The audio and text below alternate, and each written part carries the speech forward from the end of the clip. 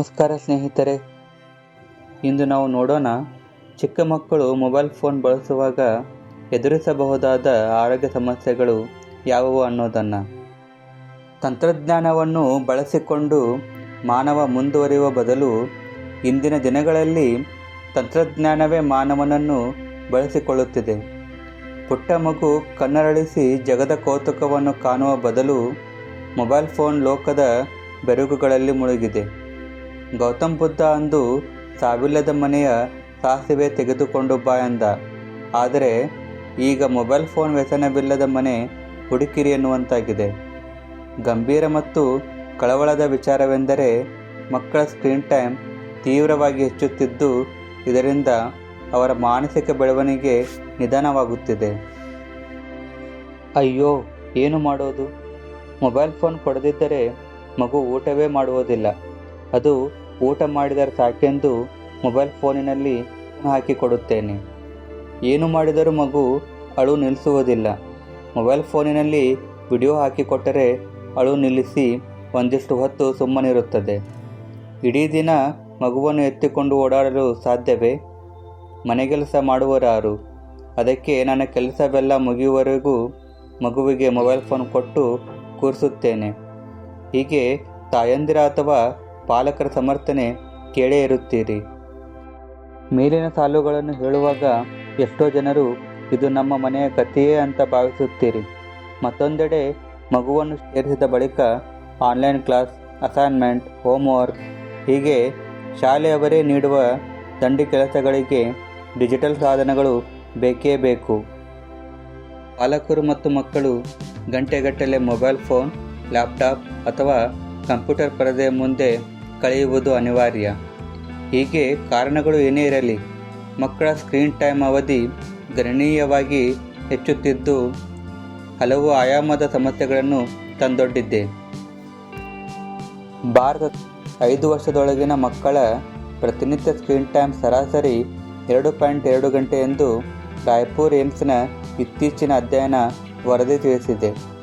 ಇದು ತಜ್ಞರು ಆಯಾ ವಯಸ್ಸಿನ ಮಕ್ಕಳಿಗೆ ನಿಗದಿ ಮಾಡಿರುವ ಸ್ಕ್ರೀನ್ ಟೈಮ್ಗಿಂತ ದುಪ್ಪಟ್ಟು.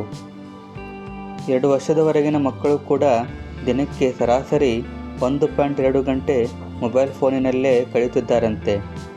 12 ವರ್ಷ ಮೇಲ್ಪಟ್ಟ ಮಕ್ಕಳಂತೂ ದಿನಕ್ಕೆ 7ರಿಂದ 8 ಗಂಟೆ ಮೊಬೈಲ್ ಫೋನ್ ಅಥವಾ ಟ್ಯಾಬ್ಲೆಟ್ ಬಳಸುತ್ತಿದ್ದಾರೆ. ಮಕ್ಕಳಿಗೆ ಎಷ್ಟು ಬೇಗ ಸ್ಮಾರ್ಟ್ಫೋನ್ ನೀಡುತ್ತೇವೆಯೋ ಅಷ್ಟು ಬೇಗ ಅವರಲ್ಲಿ ಮಾನಸಿಕ ಸಮಸ್ಯೆಗಳು ಕಾಣಿಸಿಕೊಳ್ಳುತ್ತವೆ. ತಮ್ಮ ಕೆಲಸಕ್ಕೆ ಅಡ್ಡಿಯಾಗಬಾರದೆಂದು ಪಾಲಕರು ಮಕ್ಕಳಿಗೆ ಪ್ರತ್ಯೇಕ ಸ್ಮಾರ್ಟ್ಫೋನ್ ಕೊಡಿಸುವ ಪ್ರಮಾಣ ಹೆಚ್ಚಾಗಿದೆ. ಹೀಗಾಗಿ ಚಿಣ್ಣರು ಯಾವುದೇ ನಿಯಂತ್ರಣವಿಲ್ಲದೆ ನೋಡಬಾರದನ್ನೆಲ್ಲ ನೋಡಿ ದಿಗ್ಭ್ರಮೆಗೆ ಒಳಗಾಗುತ್ತಿದ್ದಾರೆ. ಕೆಲ ಮಕ್ಕಳಂತೂ ಸದಾ ಯೂಟ್ಯೂಬ್ ಅಥವಾ ರೀಲ್ಸ್ಗಳಲ್ಲಿ ಮುಳುಗಿರುತ್ತಾರೆ. ಕೆಲ ಹೊತ್ತು ಇದರಿಂದ ದೂರವಿದ್ದರೂ ಅವರಿಗೆ ಏನೋ ಕಳೆದುಕೊಂಡ ಭಾವ. ಸ್ಕ್ರೀನ್ ಟೈಮ್ ಹೆಚ್ಚಾದರೆ ಆಗುವ ಸಮಸ್ಯೆಗಳು: ಸಂಘಜೀವಿಯಾಗದೆ ಒಂಟಿಯಾಗಿರುತ್ತಾರೆ. ಮಕ್ಕಳು ಸದಾ ಸ್ಮಾರ್ಟ್ಫೋನ್, ವಿಡಿಯೋ, ರೀಲ್ಸ್ಗಳಲ್ಲಿ ಮುಳುಗುವುದರಿಂದ ಕಲ್ಪಿತ ಲೋಕವನ್ನೇ ಹೆಚ್ಚು ಇಷ್ಟಪಡುತ್ತಾರೆ ಮತ್ತು ಅಲ್ಲಿನ ಪಾತ್ರಗಳಿಂದ ಪ್ರಭಾವಿತರಾಗಿ ತಮ್ಮ ವರ್ತನೆಗಳನ್ನು ಬದಲಾಯಿಸಿಕೊಳ್ಳುತ್ತಾರೆ. ಮನೆಗೆ ಯಾರೇ ಬರಲಿ, ಮಕ್ಕಳು ಮನಸ್ಸು ಬಿಚ್ಚಿ ಮಾತನಾಡುವುದಿಲ್ಲ. ಸಾಮಾಜಿಕ ನಡವಳಿಕೆ ಕಲಿಯದ ಮಗು ಒಂಟಿಯಾಗಿಯೇ ಇರಲು ಬಯಸುತ್ತದೆ. ಇದುವೇ ಮುಂದೆ ಆತಂಕ, ಖಿನ್ನತೆ, ಬೇಸರದಂಥ ಮಾನಸಿಕ ಸಮಸ್ಯೆಗಳಿಗೆ ಕಾರಣವಾಗುತ್ತದೆ.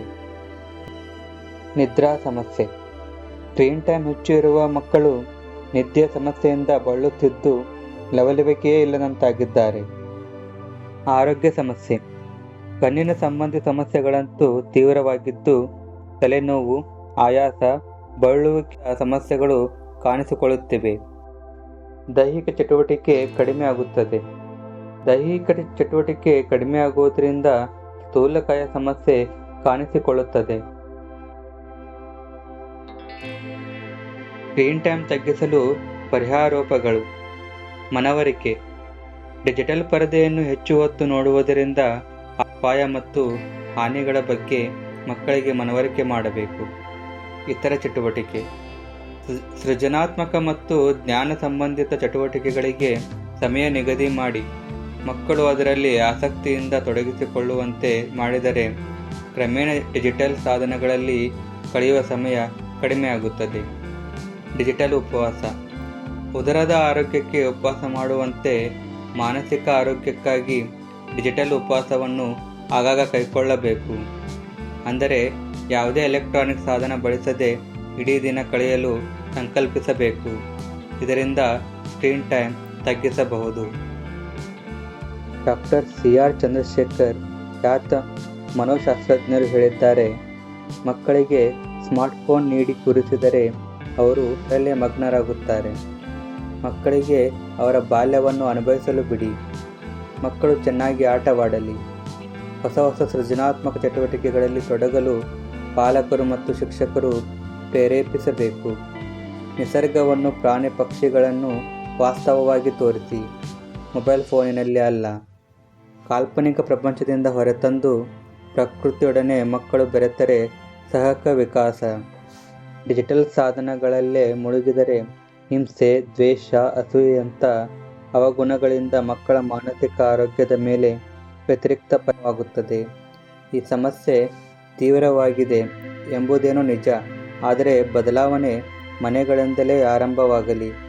ಮೊದಲು ಪಾಲಕರು ಕೂಡ ಸ್ಕ್ರೀನ್ ಅವಧಿಯನ್ನು ತಗ್ಗಿಸಿ, ಮಕ್ಕಳೊಡನೆ ಬೆರೆಯಿರಿ, ಆಟ ಪಾಠಗಳನ್ನು ಕಲಿಸಿ ಎಂದಿದ್ದಾರೆ ತಜ್ಞರು. ಟೆಕ್ನಾಲಜಿ ಜಾಗತಿಕ ಅಭಿವೃದ್ಧಿಗೆ ಅವಶ್ಯಕ, ಆದರೆ ಮಕ್ಕಳಿಗೆ ಅದನ್ನು ಹೇಗೆ ಬಳಸಬೇಕು ಎಂಬ ಜವಾಬ್ದಾರಿ ನಮಗಿದೆ. ಮೊಬೈಲ್ ಫೋನ್ ಬಳಕೆ ಜಾಣ್ಮೆಯಿಂದ, ನಿಯಂತ್ರಣದೊಂದಿಗೆ ಆಗಬೇಕು.